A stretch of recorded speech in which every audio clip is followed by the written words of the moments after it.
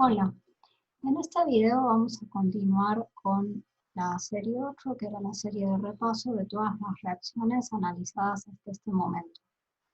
En el video anterior resolvimos aquellos ejercicios que estaban abocados a lo que es propiedades físicas y a su vez habíamos comenzado a resolver aquellos de propiedades químicas, en particular los de reacciones de adición.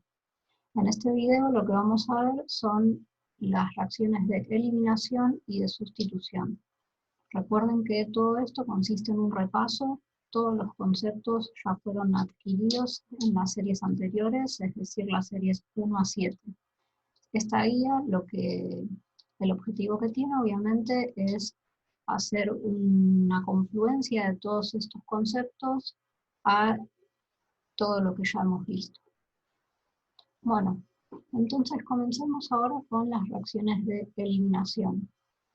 Entonces, como ya hemos visto en términos generales, podemos describir a las reacciones de eliminación como las inversas a las de adición, en donde lo que ocurre en este caso es que se genera una insaturación por pérdida de fragmentos en la molécula una de las moléculas de reactivo. Entonces, en la gran mayoría de reacciones que vimos hasta ahora, este reactivo era un haloalcano que, por ejemplo, en presencia de una base, experimentaba la formación de un alqueno, en donde se perdía por un lado el halógeno, que era el grupo saliente, y a su vez en el carbono adyacente a donde se pierde ese grupo saliente, se producía la abstracción de un protón. Entonces, para comenzar vamos a resolver el problema 8, en donde lo primero que nos piden es que escribamos los mecanismos E1 y E2 de eliminación para compuestos halogenados. Entonces, yendo más en particular, cuando las eliminaciones las sufrían los haloalcanos o compuestos halogenados, hablábamos de deshidrohalogenaciones, justamente porque se estaba perdiendo el halógeno y un hidrógeno situado en el carbono adyacente al grupo saliente. Bueno, empezamos con la eliminación unimolecular o E1. Entonces, recordemos las diferencias. Así a grandes rasgos, simplemente lo que estoy viendo es que se trataría de una reacción de eliminación, pero nosotros ya hemos analizado que en función de las condiciones, ya sea la identidad del sustrato, la identidad de la base u otros factores como el solvente, los mecanismos por medio de los cuales procede la reacción de eliminación no necesariamente iban a ser el mismo. Entonces, en el caso de estar hablando de eliminaciones de tipo unimoleculares, lo que sabemos es que el estado de transición de la etapa determinante solo está intervenido por el haloalcano en este caso. Entonces, ¿qué es lo que pasaba? En el primer paso, paso 1, ocurría la ruptura heterolítica del enlace carbono-halógeno en este caso, porque estamos hablando de compuestos halogenados. Entonces, este par de electrones se lo lleva al halógeno, que va a ser el grupo saliente, y esto lo que condicionaba es la formación de un carbocatión. Recordemos que este es el paso lento y es el paso determinante de la velocidad de reacción. Es por eso también que se denominan eliminaciones de tipo unimolecular, porque la cinética es de orden 1. En la etapa determinante solamente interviene una especie que, como ya dijimos, es el haloalcano. Bueno, obviamente la reacción aquí no quedó terminada, sino que en un segundo paso lo que tiene que ocurrir es la abstracción de un protón en un carbono adyacente al carbono con carácter carbocatiónico. Entonces, la base toma un protón y este par de electrones que iba a estar formando el enlace carbono-hidrógeno vendrá para aquí para formar la nueva insaturación. Este es el paso rápido. Entonces esto lo podemos ver un poco más claro en lo que sería este diagrama de energía versus coordenada de reacción.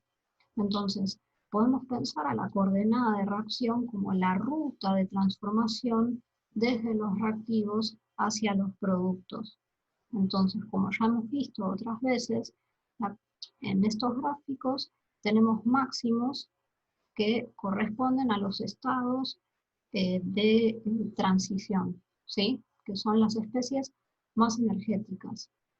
Entonces, en particular, tenemos por un lado este máximo que corresponde a la etapa 1, ¿sí? Es decir, la transformación del aloalcano en el carbocatión, y por el otro lado tenemos este máximo de aquí que pasa de el hecho de que el carbocatión experimenta en presencia de una base la abstracción de un protón para formar una insaturación.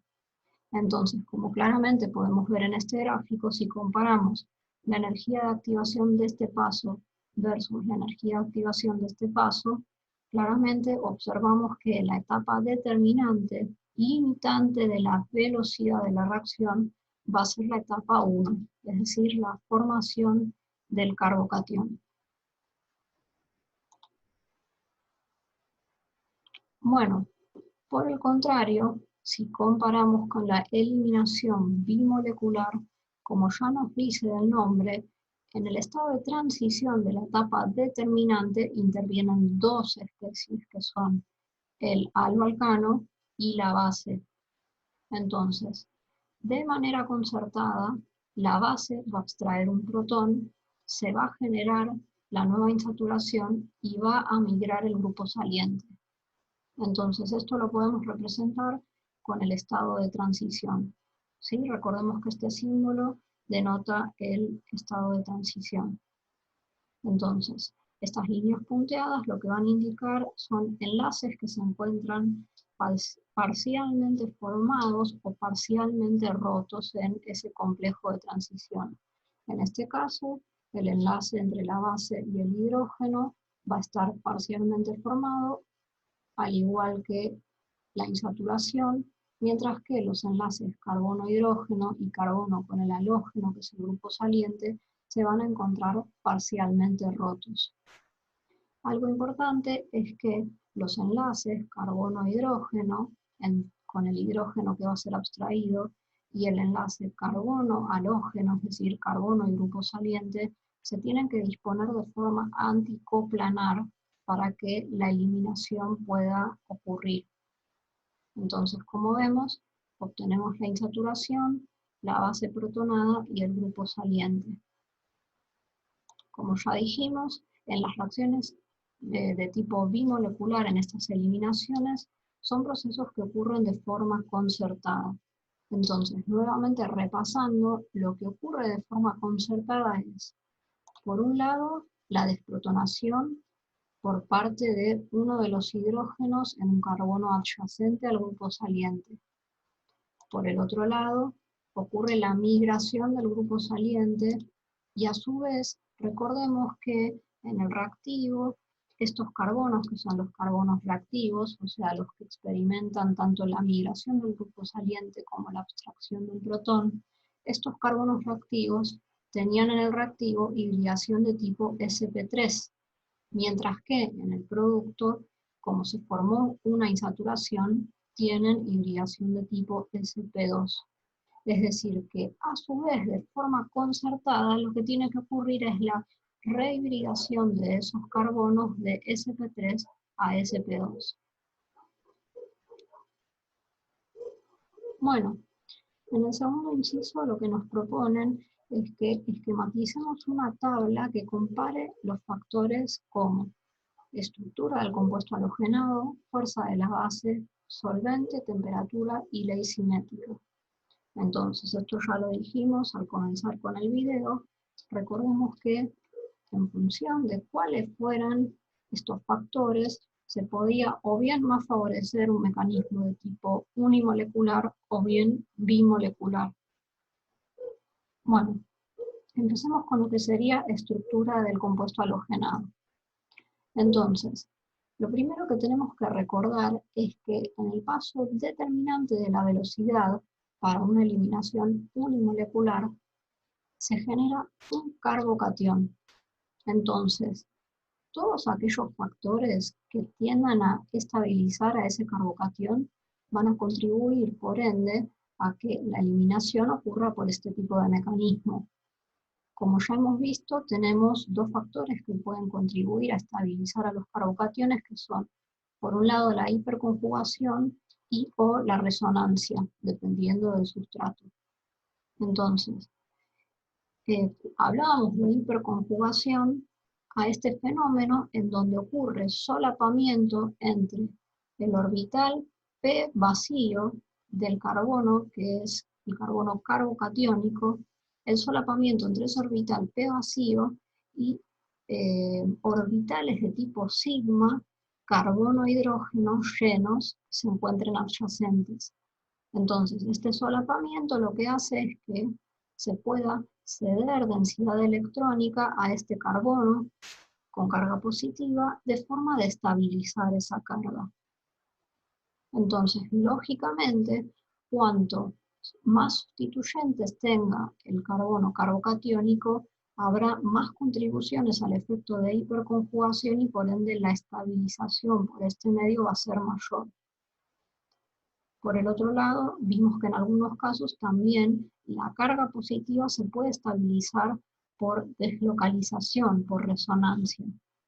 Entonces, esto en conjunto nos había llevado a la conclusión de que la estabilidad de los carbocationes era la siguiente, en donde situamos a los alílicos y bencílicos junto con los terciarios dentro de los más estables, y por ende, al ir bajando la sustitución en torno al carbono carbocatiónico, los carbocationes se vuelven más inestables.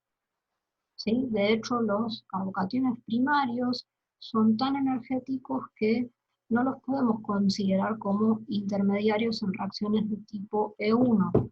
Así que cuando hablemos de eliminaciones unimoleculares, nos estaremos refiriendo a sustratos que sean secundarios o terciarios. Bueno, otro factor que obviamente va a afectar en relación a la estructura del compuesto halogenado es la identidad del grupo saliente. Entonces, cuanto mejor sea la capacidad del halógeno o del supuesto grupo saliente, más va a estar favorecida la eliminación. Entonces, obviamente, como esta especie para actuar como grupo saliente experimenta la ruptura del enlace con un átomo de carbono, como ya hemos visto, al ocurrir la reacción, ese par de electrones que inicialmente va a estar formando un enlace carbono-halógeno, ese par de electrones va a terminar parando en el grupo saliente, con lo cual, cuanto mejor sea la capacidad de ese grupo saliente, en este caso del halógeno, de acomodar la carga negativa, mejor grupo saliente será. Otra forma de verlo también era que cuanto más básica sea una especie, más pobre será su aptitud para acomodar esa carga negativa y por ende actuar como grupo saliente. Entonces, lo que habíamos visto al comparar los diversos halógenos es que al pasar de yodo a bromo a cloro, la reactividad bajaba, por ejemplo, si comparamos compuestos halogenados con el mismo esqueleto carbonado, pero cambiando el halógeno. Y ya los que son los derivados con flúor, básicamente son muy pero muy poco reactivos porque el flúor es una base fuerte que no va a tender a eliminar fluoruro como grupo saliente. Así que nos limitamos a analizar los casos con yodo, bromo o cloro. Bueno, en cambio, en las reacciones de tipo bimolecular podemos analizar este mismo factor, es decir, cuanto mejor sea el grupo saliente, se va a ver favorecida la velocidad de reacción porque, bueno, el compuesto halogenado interviene también en la etapa determinante de la reacción, pero como la etapa determinante posee un estado de transición diferente respecto de la E1, acá la justificación es un poco diferente. Lo que tenemos que pensar es que en la eliminación de tipo bimolecular, el estado de transición tiene cierto carácter de alqueno. y esto lo vemos esquematizado en este gráfico. ¿A qué se debe ese carácter parcial de alqueno? A que, como ya dijimos, en el estado de transición, el doble enlace está parcialmente formado, con lo cual todos aquellos factores que tiendan a estabilizar al alqueno producto van a estabilizar también al estado de transición, haciendo que la energía de activación asociada al mismo sea menor y por ende se aumente la velocidad de reacción. Entonces, esto ya lo han analizado también, pero han visto que cuanto más sustituido es un alqueno, más estabilizado se encuentra. Esto también se explicaba por medio de el concepto o el fenómeno de hiperconjugación, siendo la única diferencia que cuando analizamos la estabilidad de alquenos por hiperconjugación, ese solapamiento viene dado entre el orbital y antienlazante vacío entre los átomos de carbono, solapando con orbitales sigma carbono-hidrógeno llenos presentes en los sustituyentes aledaños. Entonces, nuevamente, esa interacción era de tipo estabilizante y hacía que, al aumentar el número de sustituyentes en torno a un doble enlace, el alqueno fuera más estable.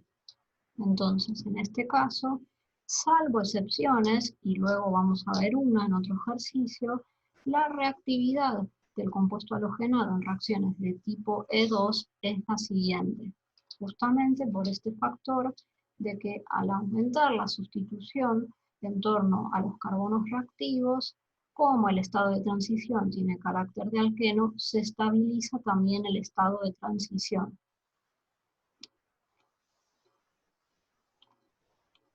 Bueno, segundo factor, fuerza de la base. En las eliminaciones unimoleculares, en la etapa determinante, lo que vimos es que se genera el carbocatión. Entonces, si la base fuera una especie básica fuerte, como por ejemplo puede ser un alcóxido, se abstraería el hidrógeno antes de que pudiera generarse el carbocatión. O sea, las bases fuertes van a tender a ir a abstraer el protón en un carbono adyacente al del grupo saliente antes de que pueda ocurrir otra cosa. Entonces, los mecanismos de tipo E1 que implican la formación previa de un carbocatión van a estar favorecidos por bases débiles, ¿sí? Si la base es fuerte, vamos a ver que se favorece el otro mecanismo, que es la E2. Entonces, las eliminaciones unimoleculares están favorecidas por bases débiles. Por el contrario, en las eliminaciones de tipo bimoleculares, justamente como en la etapa determinante se encuentran implicados tanto el compuesto halogenado como la base, es decir, habíamos dicho que la abstracción del protón y la remoción del grupo saliente ocurren de forma concertada, entonces las bases fuertes y al estar en altas concentraciones van a favorecer que ocurra este mecanismo. Bueno, solvente. Esto ya se lo ha discutido y también se lo discutió en torno a cómo afectaba al solvente las reacciones de sustitución. Bueno, ¿qué es lo que pasa en una eliminación unimolecular? En una eliminación E1, el paso determinante implica la formación de un carbocatión, es decir, un carbocatión que es una especie cargada y el grupo saliente que se lleva los electrones del enlace carbono-grupo saliente, con lo cual los solventes polares próticos que pueden solvatar más eficientemente a estas especies cargadas van a favorecer los mecanismos de tipo unimoleculares. Los ejemplos clásicos son el agua y los alcoholes. Por el contrario, en los procesos de tipo bimoleculares, los solventes polares apróticos son los que se suelen preferir. Entonces, ¿qué implicaba un solvente polar aprótico? Lo que implica es que no tengan hidrógenos lo suficientemente polarizados, es decir, hidrógenos directamente unidos a átomos de nitrógeno, de oxígeno o de flúor.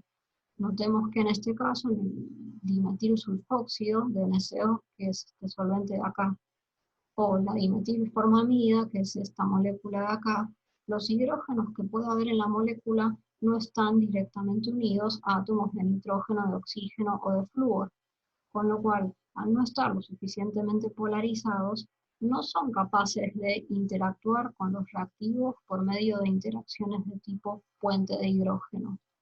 Por ende, la solvatación de los reactivos, en particular de las bases en este caso, o de los nucleófilos en el caso de reacciones de sustitución, esa solvatación es más débil.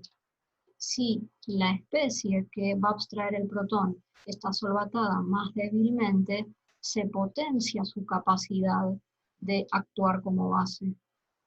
Entonces, ¿por qué es esto importante en las reacciones de tipo E2? Porque recordemos que en las eliminaciones bimoleculares, la base sí participa de la etapa determinante de la velocidad, con lo cual aquellos factores que tiendan a potenciar su capacidad de actuar como base van a favorecer este tipo de mecanismos. Bueno, temperatura. Esto lo analizaron, creo, la última vez en la resolución del parcialito, uno de los parcialitos. Entonces, recordemos que ahora que tenemos más o menos todos los conceptos ya vistos, las reacciones de eliminación en función de las condiciones podrían llegar a competir con las de sustitución.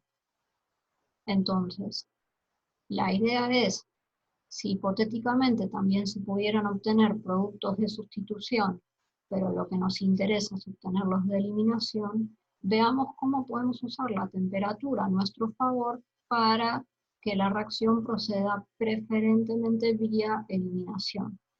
Entonces, habíamos visto que mayores temperaturas tienden a favorecer a la eliminación por sobre la sustitución. Bueno, para analizar esto, lo que había que ver eran los cambios de entropía que ocurren en líneas generales al ocurrir una sustitución o al ocurrir una eliminación. Entonces, tenemos representada acá de forma genérica, por un lado, en la vía superior, si esta especie Y actuara como nucleófilo. Lo que ya sabemos y ya lo hemos visto es que si actúa como nucleófilo esta especie, desplaza por algún mecanismo de sustitución a X como grupo saliente y ahora Y va a estar formando parte del producto. Con lo cual, si nosotros de alguna forma quisiéramos, o sea, nosotros sabemos que la entropía es una medida del desorden del sistema. Si contamos la cantidad de moléculas que hay en reactivos son 1, 2. Mientras que en los productos seguimos teniendo 2 especies, con lo cual no hay un aumento o una disminución en el desorden del sistema que sea apreciable. De hecho, esto se traduce en que, por lo general, en las reacciones de sustitución, los cambios de entropía tienden a ser muy pequeños, ¿sí? Cercanos a cero. Bueno, ¿qué es lo que pasa cuando pasamos a una eliminación? En este caso, la especie Y- va a actuar como base, no como nucleófilo. Entonces, por un lado vamos a perder X como grupo saliente, pero en este caso Y va a abstraer un protón formando su ácido conjugado, que es esta especie de acá. Y por otro lado, el sustrato, obviamente, por el proceso de eliminación, ahora va a tener una insaturación. Entonces, si ahora comparamos, al ocurrir una eliminación, la cantidad de moléculas de producto aumentó. Pasamos de 2 especies a 3 especies. Entonces, podríamos pensar que en las reacciones de eliminación, al aumentar el número de moléculas de productos respecto de las de reactivos, es como si hubiera un aumento en el desorden del sistema y por ende esto se traduciría en un aumento en la entropía al ocurrir una eliminación. Bueno, Teniendo en cuenta estos cambios de entropía, ¿cómo lo traducimos en que al aumentar la temperatura se favorezca la eliminación por sobre la sustitución? Bueno, recordemos, esto lo han visto en química inorgánica, que una medida de la espontaneidad de una reacción es por medio de la energía libre de Gibbs, en donde se ajusta a esta identidad de aquí que tiene en cuenta la entalpía, la entropía y la temperatura. Entonces, en el caso de una reacción de sustitución, como la variación de entropía es prácticamente nula, entonces los cambios de temperatura no generarán grandes cambios en la espontaneidad de la reacción, justamente porque esta cantidad, es decir, la variación de entropía, se acerca a cero. Por el contrario, en el caso de reacciones de eliminación, como esta cantidad es positiva, cuanto más se aumente la temperatura, globalmente este término de acá va a estar restando una cantidad mayor. Es decir, al aumentar la temperatura, el delta G de reacción va a ser cada vez más negativo. Entonces, las reacciones de eliminación sí son realmente susceptibles a los cambios de temperatura. Entonces, lo que podemos concluir es que, como tenemos que recordar que siempre la sustitución puede competir con la eliminación, en ambos casos, tanto en la uni como en la bimolecular, al usar temperaturas mayores, se favorecen la obtención de productos de eliminación por sobre los posibles de sustitución. Bueno, y por último, la cinética, que esto ya lo analizamos un poco al ver el mecanismo.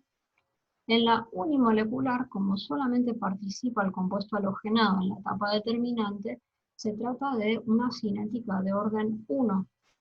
Entonces, la ley de velocidad será velocidad es igual a la constante de velocidad por la concentración de la única especie que participa de la etapa determinante, que como ya sabemos es el haloalcano que está experimentando la formación del carbocatión. Por el contrario, en la eliminación de tipo bimolecular, en la etapa determinante, como es un proceso concertado, participan tanto el compuesto halogenado como la base, con lo cual, como en la etapa determinante participan dos especies, es una cinética de orden 2. Y en este caso, a la ley de velocidad hay que agregarle la concentración de la base. ¿Sí? Algo importante es, y esto queda claro quizás al ver la ley de velocidad, es que en un mecanismo de tipo E1, por más de que yo modifique la cantidad de base del medio, la velocidad de reacción no va a ser modificada, porque la base no participa de la etapa determinante y por ende no aparece en la ley de velocidad. Bueno, por último, para cerrar este problema, lo que nos preguntan es ¿qué otros grupos funcionales, además de los haloalcanos, que son los primeros que hemos visto, pueden experimentar reacciones de eliminación y bajo qué condiciones? Entonces, para eso lo que tenemos que recordar es lo siguiente que vimos, que es en la serie 4, las reacciones de alcoholes. Entonces, recordemos que los alcoholes también pueden experimentar este tipo de reacciones. Bueno, pero su reactividad era un poco más particular, y esto lo vamos a ver en un ratito en otros problemas. Obviamente ya dijimos muchas veces que el grupo funcional alcohol, el oxidrilo, es un mal grupo saliente, es una base fuerte, con lo cual se necesita de alguna forma transformar el oxidrilo en un mejor grupo saliente para que pueda experimentar una reacción de eliminación, por ejemplo. Bueno, habíamos analizado que en general lo que se usa es medio ácido fuerte, de forma tal de que el grupo alcohol se protone y que ahora el grupo saliente sea agua, que es una base más débil que el oxidrilo y por ende mejor grupo saliente.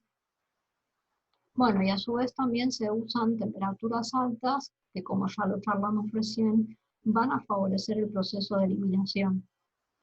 En particular, para la eliminación de alcoholes, lo que se usan son ácido sulfúrico o fosfórico, porque algo importante, y esto también lo analizamos en cuál es el pool de reacciones que experimentan los alcoholes, recordemos que cuando queremos que proceda la eliminación, el ácido no tiene que ser nucleofílico, ¿sí? O sea, si el ácido que estamos usando al desprotonarse, la base conjugada del mismo, tiene capacidad de actuar como nucleófilo, entonces podría ocurrir una reacción de sustitución.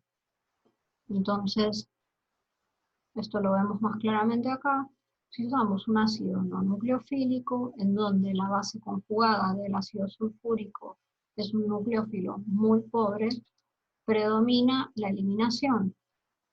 Por el contrario, recuerden que si usan un hidrácido, en donde el ácido conjugado de esta especie es el ioduro, que tiene capacidad de actuar como nucleófilo, va a ocurrir una reacción de sustitución preferentemente. Entonces, para promover la eliminación de alcoholes, medio ácido fuerte y el ácido no debe ser nucleofílico.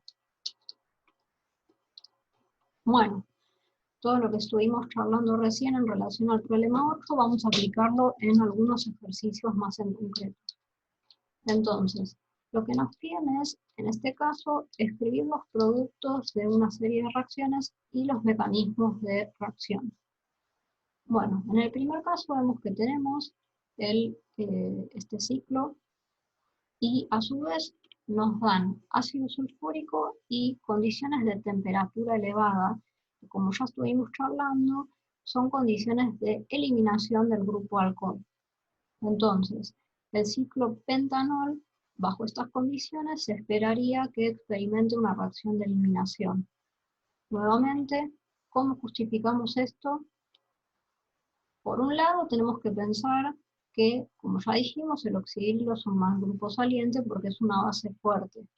Por ende, necesitamos un medio lo suficientemente ácido, que con el ácido sulfúrico sería suficiente, para que se protone la funcionalidad del alcohol y se genere el catión alquiloxonio, ¿sí? El ácido conjugado de este alcohol. Entonces, al protonarse, ahora el grupo saliente va a ser agua, que al ser una base más débil y una especie sin carga eléctrica, va a ser un mejor grupo saliente. Bueno, por el otro lado, como bien dijimos recién, el ácido sulfúrico es no nucleofílico, ya que su base conjugada, que es el anión sulfato ácido, esta especie de acá, su carga negativa se encuentra estabilizada, deslocalizada, por lo cual es un nucleófilo muy pobre. Entonces, la reacción de sustitución nucleofílica no va a estar favorecida bajo estas condiciones.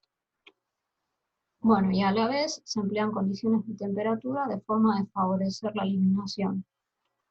Entonces, con el medio ácido fuerte, medio ácido no nucleofílico y temperatura, justificamos que un alcohol bajo estas condiciones va a eliminar. Pero la pregunta que nos tenemos que hacer es, ¿cuál va a ser el mecanismo de eliminación? Entonces ahora tenemos que analizar otras características del sustrato. Entonces, por un lado lo que vemos es que la especie que va a actuar como base y abstraer el protón es el sulfato ácido, que es una base débil porque es la base conjugada de un ácido fuerte que es el ácido sulfúrico, con lo cual no está favorecida la eliminación bimolecular, que como ya dijimos, ocurre preferentemente en presencia de bases fuertes. ¿Por qué ocurría esto? Porque como las eliminaciones bimoleculares son procesos concertados, entonces, si la base fuera fuerte, automáticamente en presencia del sustrato tendería a abstraer un protón. Entonces, por el contrario, en presencia de bases débiles, el sustrato previamente podrá tender a formar un carbocatión y luego el carbocatión, será el que experimente la desprotonación. Por otro lado, vemos que el sustrato es secundario. Entonces, si bien los carbocationes secundarios, al no ser los más sustituidos o tener algún efecto de estabilización adicional, que podría ser por resonancia, si bien no son los carbocationes más estables, dentro de todo se encuentran lo suficientemente estabilizados como para ser intermediarios de reacción. Y de hecho, los alcoholes secundarios casi exclusivamente eliminan vía mecanismos unimoleculares. Bueno, entonces, ¿cómo es el mecanismo? Primero, obviamente, hay que transformar al grupo alcohol en un mejor grupo saliente. Entonces, para ello, este par libre de electrones toma un protón del medio, se genera el catión alquiloxonio del ciclopentanol, y en esta etapa lenta se elimina el grupo saliente, se elimina agua. Se genera este carbocatión secundario que luego, en presencia del sulfato ácido, va a sufrir la abstracción de un protón adyacente al carbono carbocatiónico para generar el alqueno producto final.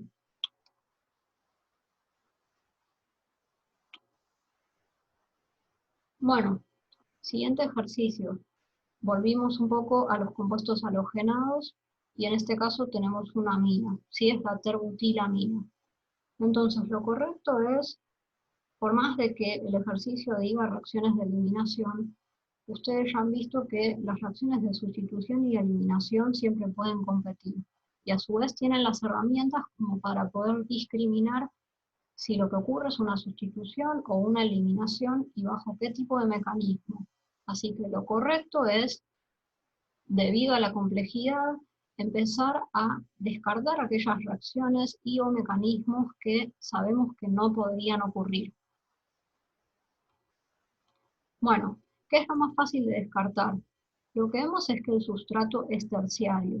Entonces, si hipotéticamente pensamos si puede ocurrir una SN2, vemos que no va a estar favorecida esa reacción, porque la sustitución bimolecular lo que implica es que de forma concertada se vaya al grupo saliente y ataque el hipotético nucleófilo. Entonces, como ya vimos, los sustratos terciarios prácticamente no experimentan sustituciones bimoleculares porque este carbono se encuentra muy impedido para el ataque nucleofílico.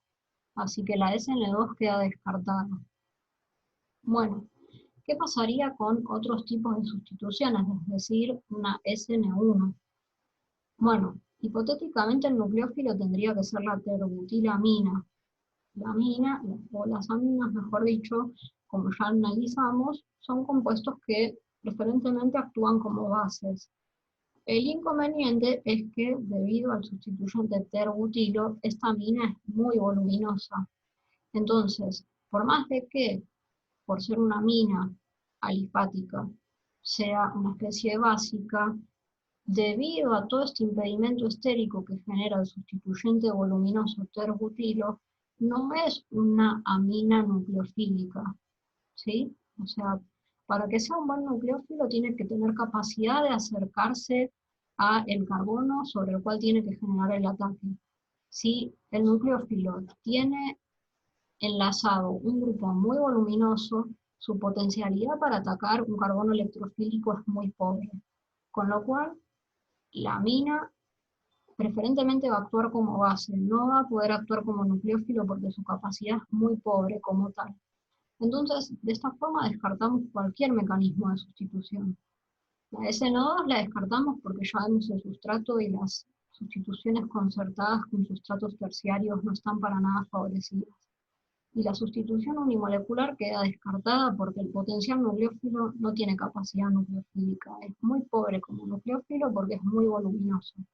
Así que reacciones de sustitución no esperamos que ocurran.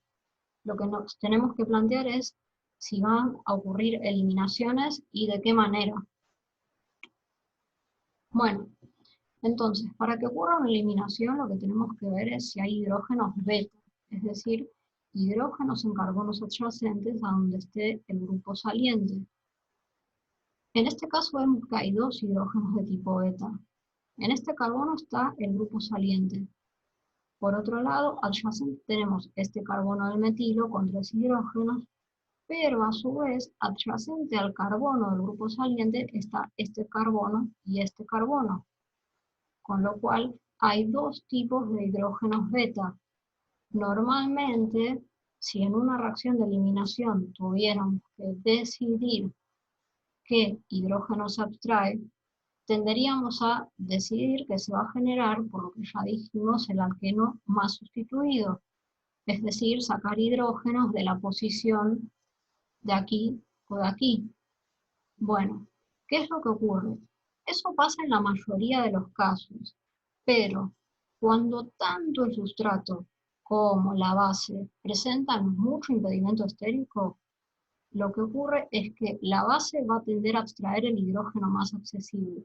En este caso es uno de los hidrógenos del metilo.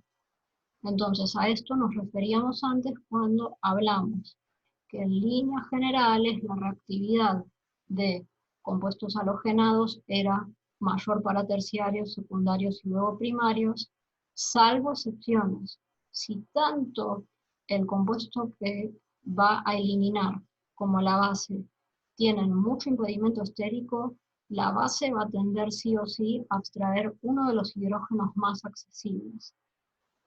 Bueno, por otro lado, como ya dijimos, en este caso la base es una amina y tiene un comportamiento como base importante, como ya lo analizamos en los videos de comportamiento ácido-base del grupo amino. Con lo cual podríamos esperar que la amina de forma concertada abstraiga uno de los hidrógenos del metilo. Entonces, ¿cómo sería el mecanismo? Es decir, estamos proponiendo un mecanismo de tipo E2, eliminación bimolecular. Acá queda más claro, quizás con el dibujo, el hecho de que la amina es muy voluminosa. Lo que vemos es que va a abstraer uno de los hidrógenos del metilo. ¿Sí? Recordemos que lo dibujamos de esta forma porque el enlace carbono-hidrógeno y el enlace carbono-grupo saliente tienen que estar anticoplanares. Entonces, se va a abstraer el protón, el par de electrones que formaba el enlace carbono-hidrógeno va a venir a formar la insaturación, y por el otro lado, el par de electrones del enlace carbono-cloro se va con el cloro como grupo saliente. Entonces, lo que representamos, recuerden, es que este símbolo siempre es el estado de transición, ¿sí? Que corresponde al estado de máxima energía en esa trayectoria de reacción, y en donde las líneas punteadas indican tanto enlaces parcialmente rotos como parcialmente formados en ese estado de transición. En particular, el enlace entre el nitrógeno y el hidrógeno se encuentra parcialmente formado porque la base está abstrayendo ese protón, y a su vez lo mismo ocurre con el enlace de la insaturación. Por el otro lado, en el estado de transición, el enlace carbono-cloro está parcialmente roto porque el cloro se está yendo como cloruro, como grupo saliente, y a su vez el enlace carbono-hidrógeno también está parcialmente roto porque la base está abstrayendo el protón. Entonces, esperaríamos como producto principal obtener este alqueno, que si bien no es el más sustituido, justificamos que cuando tanto el sustrato como la base presentan mucho impedimento estérico, la base va a tender a abstraer el hidrógeno más accesible, que en este caso son los del metilo. Bueno, y obviamente tenemos a la base protonada, la terobutilamina protonada, y el cloruro, que es el grupo saliente. Bueno, siguiente problema. Tenemos de vuelta un alcohol, ¿sí? El butanol, de vuelta en condiciones de eliminación, ¿sí? Esto ya lo analizamos antes, no lo vamos a volver a repetir la explicación. Bueno, la pregunta que nos tendríamos que hacer es, ¿la eliminación bajo qué mecanismo va a ocurrir? ¿Va a ser uni o bimolecular? Entonces, lo que vemos es que el alcohol es primario, o sea que los mecanismos de tipo unimoleculares que proceden por carbocatión los tendríamos que descartar, porque los carbocationes primarios son especies demasiado energéticas como para poder ser intermediarios de reacción. Por ende, el proceso tiene que ser concertado. O sea, de forma concertada se tiene que eliminar el grupo alcohol, obviamente previamente protonado, y a su vez abstraer un hidrógeno. Entonces, en este caso, lo correcto, como el sustrato es primario, es proponer una eliminación de tipo bimolecular. Bueno, ¿cómo sería el mecanismo? Obviamente, Como el grupo alcohol es un mal grupo saliente, se protona, para eso se usa medio ácido fuerte, y posteriormente, bajo el proceso de eliminación concertado, se va el agua como grupo saliente, se forma la nueva insaturación y se abstrae el hidrógeno. Entonces recordemos que como es una eliminación bimolecular de forma concertada, migra al grupo saliente, se abstrae el protón y los carbonos reactivos rehibridizan de sp3 a sp2. Entonces el producto mayoritario se esperaría que fuera este alqueno. Bueno, y por último, para terminar con el problema 9, tenemos este compuesto halogenado que tiene un ciclopropano y estamos usando terbutóxido en terbutanol. Entonces, en primera instancia, lo primero que tenemos que discriminar nuevamente es, recordemos que sustitución y eliminación podrían estar compitiendo en función de cuáles sean las condiciones, cuál sea el sustrato, cuál sea la base o el nucleófilo. Entonces, en primera instancia, tenemos que pensar que todo mecanismo es posible e ir descartando uno por uno en función de las condiciones. Lo primero que vemos es que el sustrato es primario, o sea que como charlamos en el inciso anterior, los procesos de tipo unimolecular, ya fuera una sustitución o una eliminación, no van a ocurrir, porque el hipotético carbocatión primario, que podría participar ya fuera de una eliminación o de una sustitución, es una especie muy energética que no puede ser intermediario de reacción. Por ende, con el hecho de que el sustrato es primario, se descarta E1 y SN1. Bueno, ¿qué es lo segundo que tiene que llamar la atención? Estamos en presencia de terbutóxido, ¿sí? Es un alcóxido, como ya vimos cuando analizamos el 4, sería alcoholes y ésteres. Es una base fuerte, pero a su vez es una base voluminosa. Entonces estamos de alguna forma favoreciendo sí o sí las reacciones de eliminación bimolecular.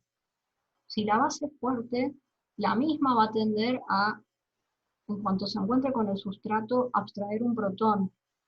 Supongamos que, bueno, en este caso ya dijimos que no podría formar un carbocatión porque es primario, pero supongamos que el sustrato pudiera formar un carbocatión.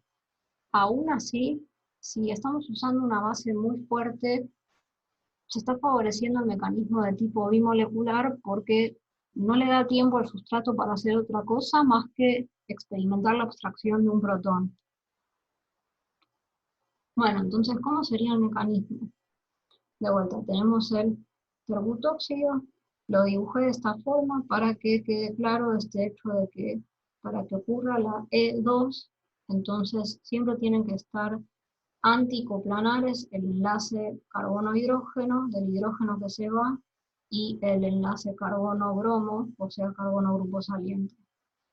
Nuevamente tenemos el estado de transición de tipo E2 con los enlaces parcialmente formados, que son este de acá y este de acá, y los que están parcialmente rotos, que son el carbono-hidrógeno y el carbono-bromo.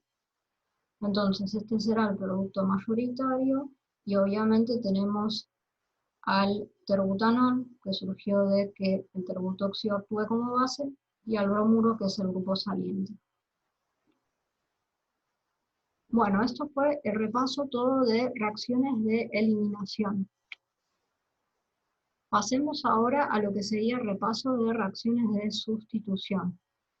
Entonces, vamos a retomar una reacción que ya han visto más que nada en el principio de las clases, en donde lo que estamos viendo es la reactividad de los alcanos, ¿sí? O sea, recordemos que los alcanos no tienen grupo funcional, o sea, los alcanos simples.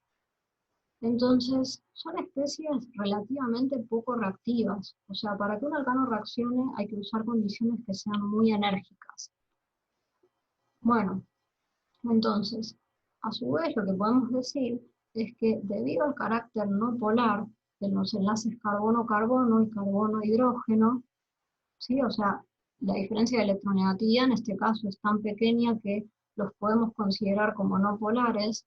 Entonces, vimos que la vía de reacción de los alcanos consistía en que estos enlaces experimenten ruptura homolítica, es decir, un enlace está conformado por dos electrones. Cuando la ruptura es homolítica, un electrón del enlace va a parar a uno de los átomos que conformaban el enlace y el otro electrón va a parar al otro átomo. ¿Sí? Entonces, en ese proceso, lo que se generaban eran especies radicalarias o radicales que son sumamente reactivas. Y a su vez vimos que los radicales tienden a reaccionar por medio de reacciones comprendidas por una etapa de iniciación, seguida de otra de propagación y una de terminación. Bueno, por un lado vimos las reacciones de pirólisis de alcanos, pero también vimos que en presencia, por ejemplo, de cloro molecular podía ocurrir la cloración, o sea, por ejemplo, que se reemplace, y por ende estamos hablando de reacciones de sustitución, que se reemplace un átomo de hidrógeno por uno de cloro para obtener clorometano. Si, por ejemplo, pusiéramos metano en presencia de cloro molecular, a oscuras, o sea, en ausencia de radiación ultravioleta, y en ausencia de calentamiento, no ocurriría ninguna reacción. Sin embargo, cuando se emplea, o bien, recordemos que HNU es una forma de indicar que estamos exponiendo los reactivos a radiación UV. Entonces, si bien usamos radiación UV o temperaturas mayores a 300 grados, sí se observa que ocurre reacción. En particular dijimos va a ser una reacción de cloración. Entonces, ¿por qué se necesitaban estas condiciones tan enérgicas? Bueno, por un lado ya dijimos que los alcanos son poco reactivos y por el otro lado lo que tenemos que hacer es vencer la energía de activación para romper homolíticamente el enlace cloro-cloro. ¿Sí? Ese es el paso de iniciación en estas reacciones de cloración. Entonces, etapa de iniciación. Ruptura homolítica. Recordemos la diferencia entre las flechas con dos puntas y las flechas con una punta. Las flechas de dos puntas son las que usamos en la mayoría de los casos para indicar el movimiento de un par de electrones, o sea, dos electrones. Por el contrario, cuando estamos en reacciones de tipo radicalarias, como dijimos, las rupturas son homolíticas. Entonces, de estos dos electrones del enlace, uno viene a parar a un cloro y el otro va a parar al otro cloro. Esto se indica con estas flechas que tienen solamente una de las puntas, ¿sí? No poner acá unas flechas de dos puntas porque eso indicaría que los dos electrones de enlace vienen a un cloro y no es lo que pasa. La ruptura es homolítica, no es heterolítica en este caso. Entonces, paso de iniciación de la reacción de cloración. Hay que vencer la energía de activación de ruptura de este enlace. En este caso nos están diciendo que se usa radiación UV, HNU. También podríamos haber puesto temperaturas de 300 grados o mayores y va a ocurrir también la etapa de iniciación. Entonces, se rompe homolíticamente el enlace cloro-cloro, se generan dos átomos de cloro.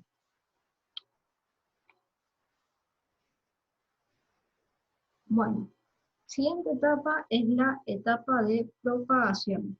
Entonces, ¿en qué consiste la etapa de propagación? El radical que se genera en la etapa de iniciación va a reaccionar con el reactivo, que es el metano. Entonces, para ello, como está reaccionando un radical, en los productos se va a obtener otro radical.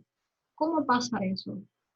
Por un lado, uno de los enlaces carbono-hidrógeno del metano va a romperse homolíticamente. Como ya dijimos, la ruptura es homolítica por estas características no polares de los enlaces carbono-carbono y carbono-hidrógeno. Bueno, como la ruptura es homolítica, uno de estos electrones del par viene al carbono y genera el radical metilo, mientras que otro de los electrones de este par conjuntamente con un electrón del átomo de cloro, formarán un nuevo enlace cloro-hidrógeno. Entonces, en el primer paso de propagación se genera un radical metilo que recordemos que están estabilizados por los mismos factores de hiperconjugación que ya vieron para carbocationes, y a su vez se genera cloruro de hidrógeno. Bueno, pero si observan, hasta ahora no obtuvimos la especie que esperábamos obtener, que es clorometano. O sea, nosotros en principio se supone que estamos haciendo reaccionar metano y cloro para obtener clorometano, o sea, el producto clorado. Hasta ahora lo único que seguimos teniendo es una especie que se supone que no es de interés y un radical que sigue siendo una especie muy reactiva. Entonces, ¿qué es lo que pasa?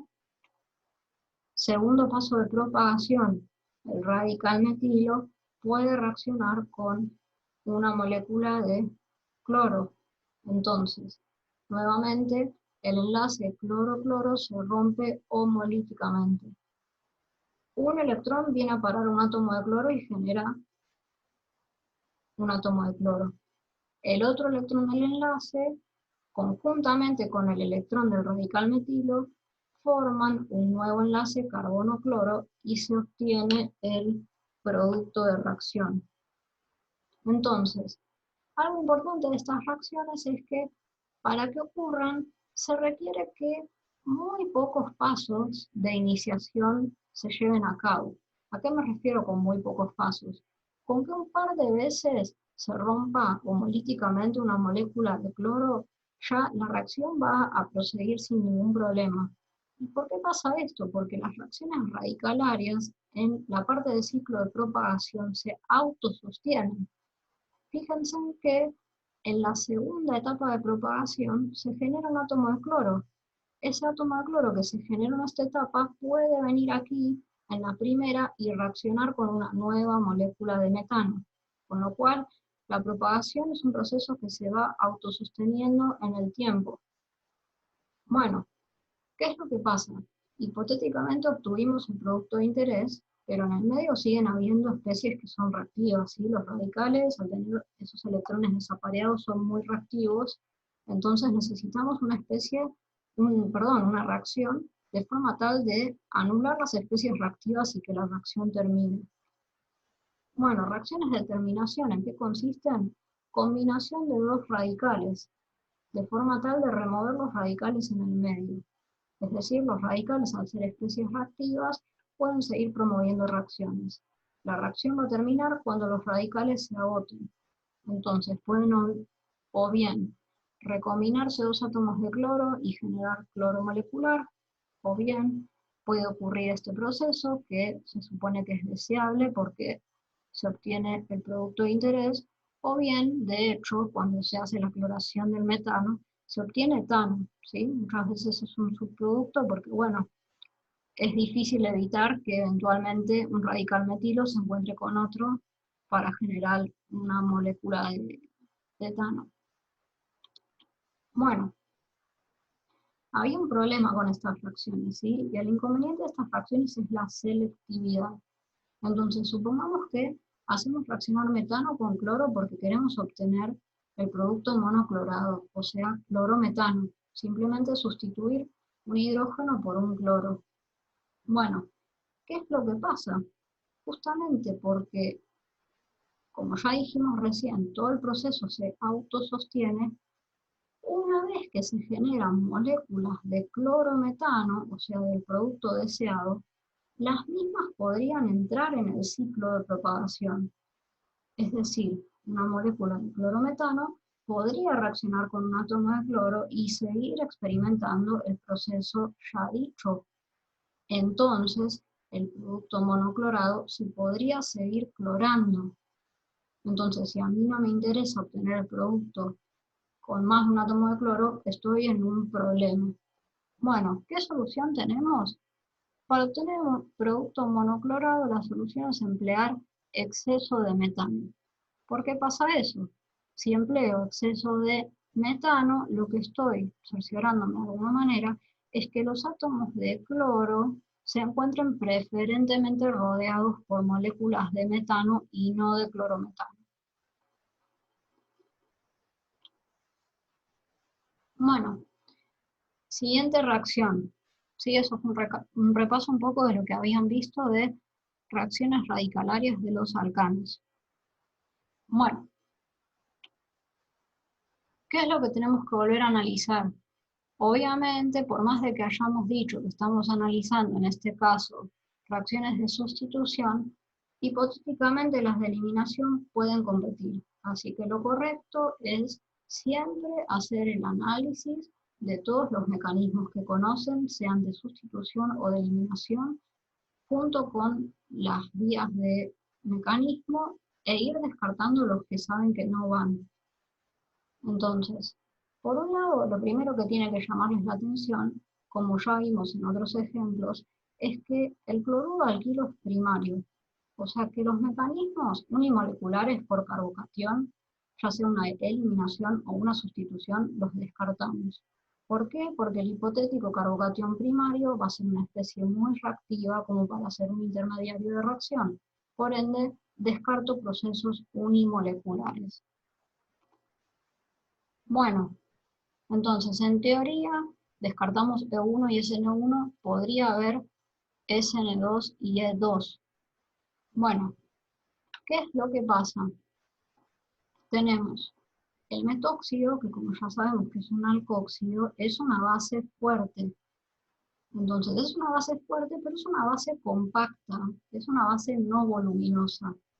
Entonces, el hecho de que estamos en presencia de una base no voluminosa y de que el sustrato es primario, o sea, no se encuentra impedido por el ataque nucleofílico, lo que va a hacer es que preferentemente el metóxido tienda a atacar nucleofílicamente este carbono en un proceso de sustitución, ¿sí? Ojo, porque si empezáramos a aumentar el tamaño, o sea, si la base fuera cada vez más voluminosa, y la reacción de eliminación va a estar cada vez más favorecida. Bueno, entonces, el metóxido actúa como nucleófilo. Recordemos que lo dibujamos de esta forma porque el ataque del nucleófilo se da por la cara opuesta a aquella por la que se va el grupo saliente y se genera este éter, ¿sí? Recordemos el grupo funcional éter, oxígeno unido a dos grupos R distintos de hidrógeno, metanol, que surgió de que el metóxido, perdón, ahora, cloruro, perdón, acá el metanol está de más, ¿sí? Eso luego lo corrijo en las diapositivas, pero únicamente el metóxido, a ver si lo puedo corregir ahora.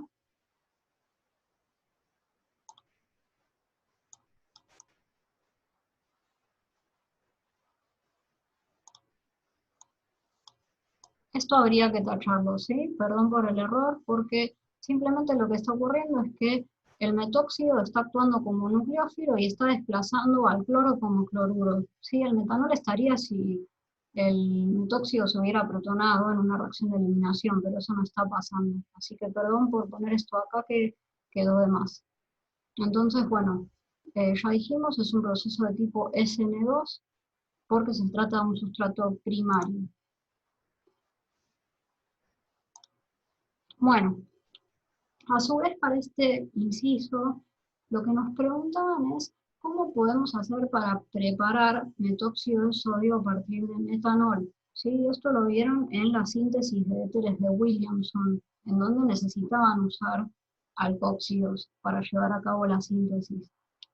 Entonces, una de las maneras que vieron es que para obtener un alcóxido a partir del alcohol hay que usar sí o sí una base más fuerte que el alcóxido, que es uno de los productos. Entonces una opción era usar hidruros de metales alcalinos como hidruro de sodio o hidruro de potasio. Bueno, ¿cómo podemos ver que la reacción ocurre? Tenemos el pKa del metanol, que es de 15,5, y el pKa del hidrógeno molecular, que es de 38. Entonces, recordando que a menor pKa, mayor la acidez, claramente la reacción está desplazada hacia la obtención del metóxido. Otra alternativa era usar, y esto también lo vieron en inorgánica, seguramente cuando vieron reacción de metales alcalinos en agua, ¿sí? El sodio y el potasio son de los metales alcalinos, son muy reactivos, y lo que hacen es tienden a reducir el hidrógeno del agua, o en este caso del alcohol, a hidrógeno molecular. Entonces podrían proponer cualquiera de estas alternativas para obtener el metóxido y va a estar bien.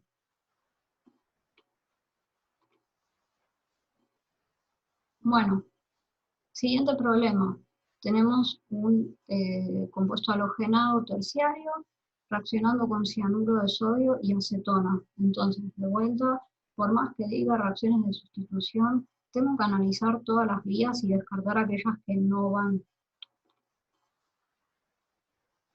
Bueno, primer mecanismo que de entrada digo que no puede ir es la SN2, ¿sí? O sea, es un sustrato terciario, entonces tiene mucho impedimento estético este carbono como para que se produzca de forma directa, concertada, un ataque nucleofílico.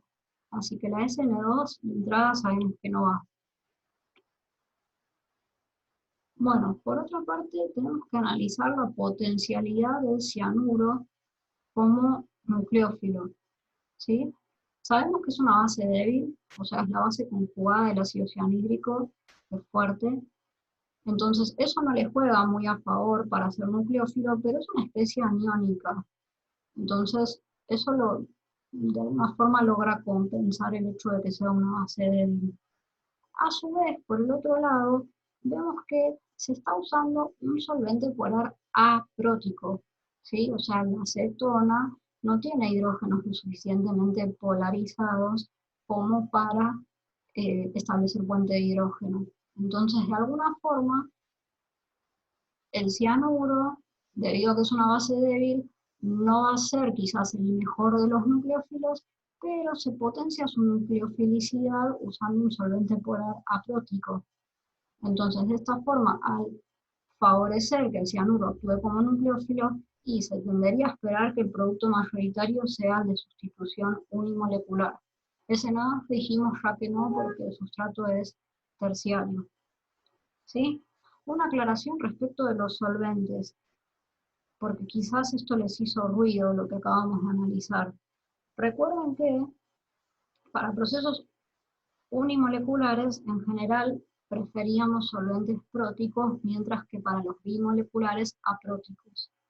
Bueno, eso es en líneas generales. Y por ejemplo, como ustedes vieron en las clases de sustitución o de eliminación, cuando se armaban como ese esquema de toma de decisiones, cuando el resto de los factores, es decir, la identidad del sustrato, la identidad del nucleófilo, no hacían tener preferencias por un mecanismo uni o bimolecular, ahí es donde poníamos al solvente como el hecho de quién toma la decisión. O sea, si identidad del sustrato y el nucleófilo, ambos están igual de comprometidos para un mecanismo o el otro, si usaba un solvente prótico, favorecía al unimolecular, si usaba un solvente aprótico, favorecía al bimolecular. Bueno, en este caso, por más que use un solvente polar aprótico, la SNO ya está descartada de entrada porque no puede ocurrir una sustitución de forma concertada. De hecho, sirve usar en este caso un solvente polar aprótico para la SN1 porque, como dijimos, el cianuro, como es una base débil, no es el mejor de los nucleófilos, entonces, de esta forma, con este solvente, potenciamos su nucleofilicidad para que preferentemente ocurra una SN1. ¿Sí? Eso como aclaración. Bueno, entonces, acá hicimos el análisis de las reacciones de sustitución. Sabemos que en general las eliminaciones en algunos casos pueden llegar a competir. Entonces, si bien el cianuro es una base débil y es pequeña, o sea, no es voluminosa, tiene características, por lo que ya dijimos y por el uso del solvente, en donde preferentemente va a actuar como nucleófilo en esta reacción. Pero recordemos que al analizar todos los factores que hacen competir a las eliminaciones, cuando vamos aumentando la sustitución sobre el carbono que experimenta la pérdida del grupo saliente, puede empezar a preponderar la eliminación. Entonces, en este caso, al ser un sustrato terciario, podría quizás haber un poco de producto de eliminación. O sea, podría estar un poco compitiendo la eliminación. Preferentemente, como ya dijimos, estamos potenciando la acción del cianuro como nucleófilo, pero quizás podría haber un poquito de producto de eliminación. Entonces, como ya dijimos, mecanismo SN1, en la etapa lenta se va el grupo saliente, se forma el carbocatión, y posteriormente el cianuro va a atacar nucleofílicamente al carbocatión para generar el producto de sustitución. Bueno, último inciso de este problema, ¿sí? Tenemos un cloruro de ácido, cloruro de acilo, en presencia de etanol y de trietilamina. Entonces, ¿qué es lo que pasará? Bueno, por un lado, primera observación, vimos que de los derivados de ácidos carboxílicos, los cloruros de ácido son los más reactivos. Por un lado, debido a la diferencia de electronegatividad entre el carbono y el halógeno, pero a su vez porque el solapamiento entre el orbital de sp2 del carbono y el orbital p voluminoso del cloro no es muy eficiente el solapamiento. Entonces esto hacía que los cloruros de ácido sean los derivados de ácidos carboxílicos más reactivos. Entonces, como son sumamente reactivos, van a experimentar sustitución nucleofílica, incluso frente a los nucleófilos que no sean los mejores, como por ejemplo el etanol. Bueno, por el otro lado vemos que estamos empleando una base que es la trietilamina. Observación, porque vimos reacciones también de cloruros de ácido con bases. Recuerden que no va a sufrir acilación una amina terciaria, ¿sí? Para que experimente acilación, la amina tenía que tener mínimo un enlace nitrógeno-hidrógeno. Como la amina es terciaria, entonces no va a sufrir acilación, y en este caso, las aminas terciarias, de hecho, sirven como catalizadores para estas otras reacciones. Bueno, ¿cómo era el mecanismo? O sea, recordemos que la sustitución nucleofílica en el grupo acilo ocurría por medio de un mecanismo adición-eliminación. Entonces, primero se adiciona el nucleófilo, ¿sí? Este par de electrones del enlace carbono-oxígeno viene hacia aquí, y posteriormente la amina va a desprotonar aquí para generar el intermediario tetraédrico. En una última etapa, que es la de eliminación, el intermediario tetraédrico busca regenerar el grupo carbonilo. Para eso este par de electrones migra hacia aquí, y el cloruro se tiene que ir como grupo saliente. Entonces, cuando hacíamos reaccionar un cloruro de ácido con un alcohol, lo que estamos reemplazando es el halógeno por esta función oxigenada para obtener un éster.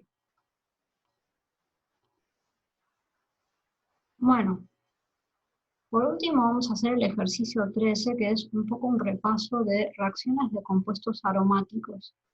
Entonces, lo que nos piden son dos reacciones, escribir cuáles son los productos de reacción, los mecanismos y quién actúa como nucleófilo y quién como electrófilo.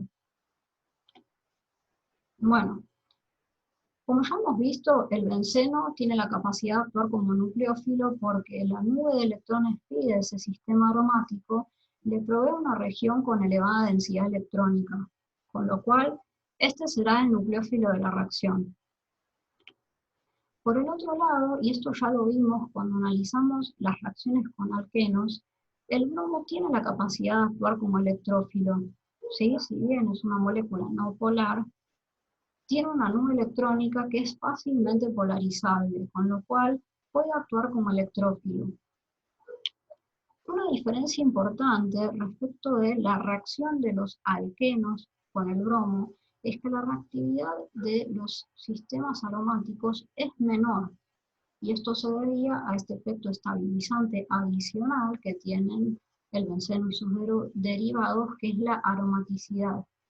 Entonces, la primera gran diferencia respecto de las reacciones que experimentaban los alquenos con el bromo es que en este caso tenemos que usar un catalizador, que es esta especie de acá, que en general son ácidos de Lewis. Bueno, repasando a qué se debía esta estabilidad adicional dada por la aromaticidad. Entonces, comparemos el benceno, donde sabemos que estos tres enlaces se encuentran deslocalizados debido al fenómeno de resonancia, con un ciclo hexatrieno, o sea, este compuesto es hipotético, en donde estos tres enlaces pi se encontrarían hipotéticamente localizados, sin experimentar resonancia. Bueno, ¿cuál es una estrategia para comparar esta estabilidad adicional que tiene el benceno debido a la aromaticidad? Partamos primero de un ciclo que tenga un solo enlace pi. Entonces, experimentalmente se ve que cuando se toma el ciclohexeno y se lo hidrogena catalíticamente, se obtiene ciclohexano y experimentalmente el valor de entalpía de la reacción es de menos 120 kJ por mol. Bueno, como dijimos, este compuesto es hipotético, así que si quisiéramos hacer el mismo proceso de hidrogenación, obviamente en este caso, por un lado tengo que usar 3 moles de hidrógeno por cada mol de ciclohexatrieno, y por el otro lado, el valor lo tenemos que calcular, porque como este compuesto es hipotético, no se puede determinar experimentalmente algo, una cantidad, algo que no es real. Entonces, ¿cómo podemos calcular hipotéticamente la entalpía de hidrogenación del ciclohexatrieno? Bueno, si pensamos que cada uno de estos enlaces es localizado, sería de alguna forma como tomar el calor de hidrogenación del ciclohexeno y multiplicarlo por 3. Por 3 porque acá tenía un solo enlace pi y acá hay 3. Entonces, multiplicando por 3, hipotéticamente calculamos la entalpía de hidrogenación del ciclohexatrieno. Sin embargo, lo que se observa experimentalmente cuando se lleva a cabo la hidrogenación catalítica del benceno es que la entalpía de hidrogenación es menor que ese valor esperado comparable con el ciclohexatrieno. ¿Sí? Recordemos que la diferencia es que, como ya sabemos, en el benceno, estos 3 enlaces pi se encuentran deslocalizados debido al fenómeno de aromaticidad o de resonancia, mientras que en el ciclohexatrieno estamos suponiendo que se encuentran localizados los enlaces. Entonces, esa diferencia de energía respecto del benceno y del ciclohexatrieno hipotético se debe justamente a la energía de resonancia. Bueno, ¿por qué podemos estar comparando y diciendo que esa energía es la energía de resonancia? Porque fíjense que todos los parámetros, excepto el correspondiente a la resonancia, son constantes. O sea, en ambas reacciones tenemos como producto este ciclo. En ambos casos se supone que tendríamos que usar 3 moles de hidrógeno, y la especie se supone que es la misma, exceptuando que en este caso sabemos que los enlaces están deslocalizados, mientras que en este no. O sea que la diferencia en las entalpías de hidrogenación se debe a que el benceno tiene esta estabilidad adicional por resonancia. ¿Sí? Entonces el benceno es más estable. Bueno, entonces con esto repasamos un poco la estabilidad adicional que tienen los sistemas aromáticos.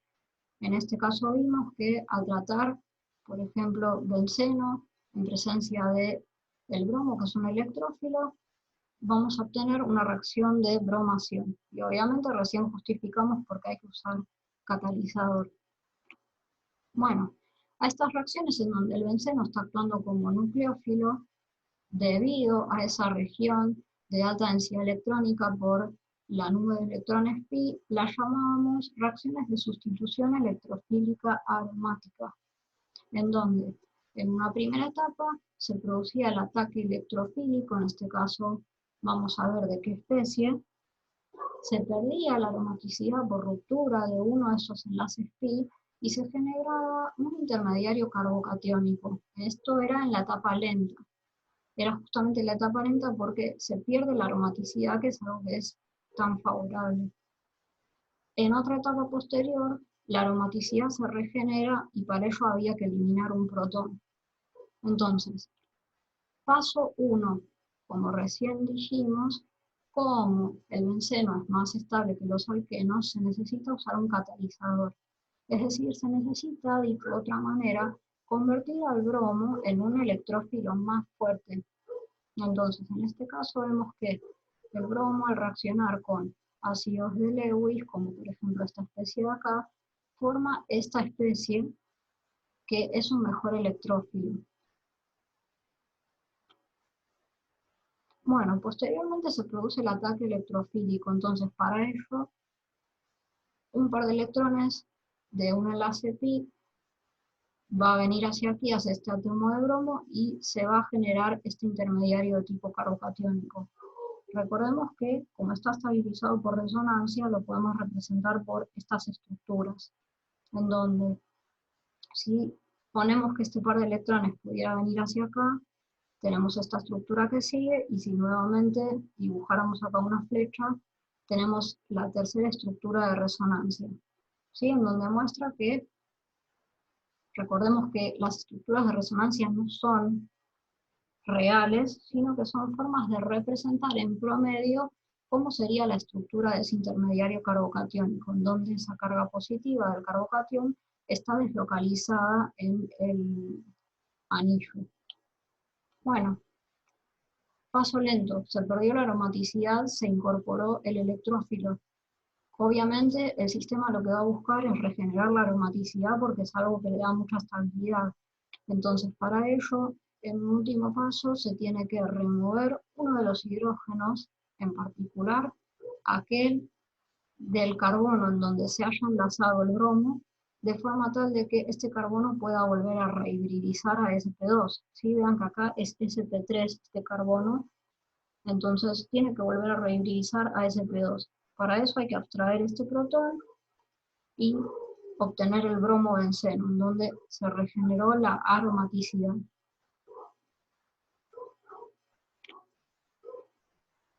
Bueno, última reacción, ¿sí? Es un tanto diferente y ahora vamos a repasar por qué.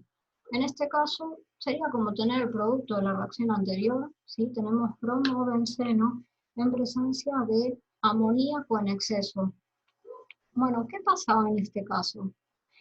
Hemos visto bastantes clases atrás que algunos nucleófilos tienen la capacidad de desplazar sustituyentes halógenos unidos a anillos aromáticos. Bueno, ¿cómo consideramos ahora perdón, que el sistema aromático ya no va a actuar como nucleófilo, sino que va a actuar como electrófilo? Bueno, ¿qué es lo que pasa ahora? El sistema aromático se encuentra unido a un grupo atractor de electrones, ¿sí? Que en este caso es el bromo. Entonces, esto lo convierte en una especie que potencialmente puede actuar como electrófilo de la reacción. A su vez, en este caso, ya no tenemos bromo, ya no tenemos una especie que puede actuar como electrófilo, sino que tenemos amoníaco, que como ya lo vimos un montón de veces, por el par libre de electrones que hay sobre el nitrógeno, lo convierte en una base de Lewis que puede actuar como nucleófilo. Entonces, en este caso es como que vemos que en función de tanto de las condiciones como de los sustituyentes sobre el anillo aromático, puede llegar a invertirse la reactividad del sistema aromático.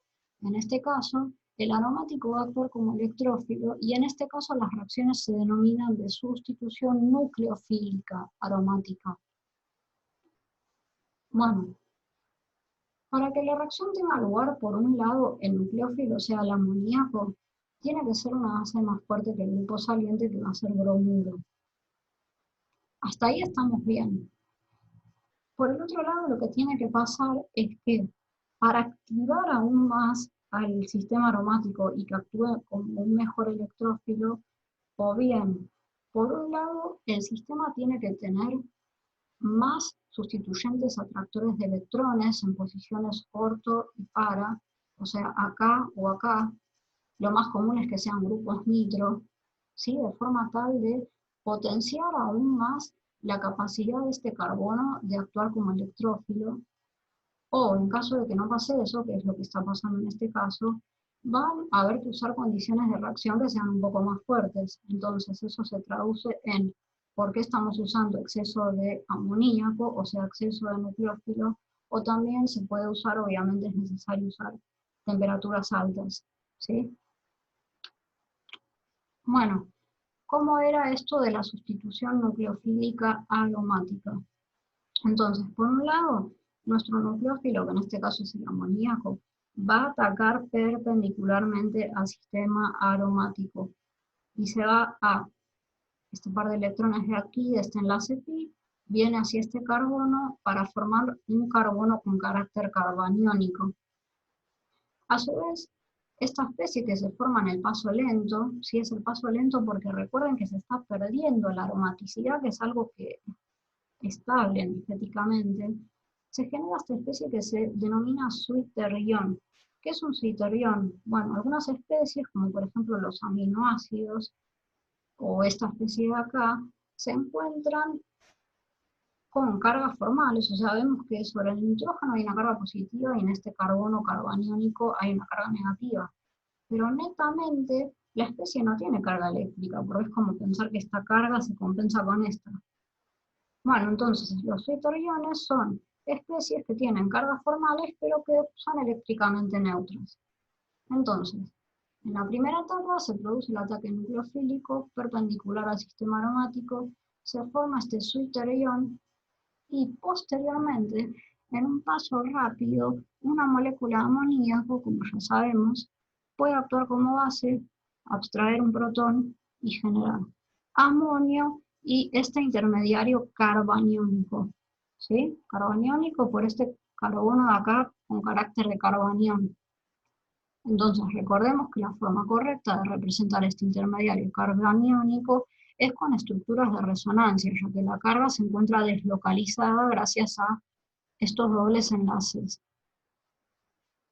Para obtener el producto de reacción, como pasa en la sustitución electrofílica aromática, siempre el sistema lo que busca es regenerar su aromaticidad. Entonces, para ello, este par de electrones tendrá que volver a generar un doble enlace, pero para satisfacer este octeto, este carbono tiene que perder un par de electrones extra que tendría. Bueno, lo que tiene que hacer es remover algo como grupo saliente, que en este caso va a ser el bromo. Bueno, entonces, con esto damos por terminado lo que sería la serie 8 de repaso, en donde hicimos un repaso de propiedades físicas, propiedades químicas. ¿Sí? Quizás las reacciones de aromáticos no las veíamos hace un tiempo. Recuerden que en función de las condiciones, de quién se trate del sistema aromático, de los sustituyentes, o bien podrán presentar reacciones de sustitución electrofílica o bien reacciones de sustitución nucleofílica. Respecto de las reacciones de eliminación y de sustitución, cuando las vemos abocadas a compuestos halogenados, por ejemplo, o alcoholes, recuerden que, como las mismas compiten, es necesario analizar todos los parámetros de forma tal de descartar aquellos mecanismos que no puedan ocurrir.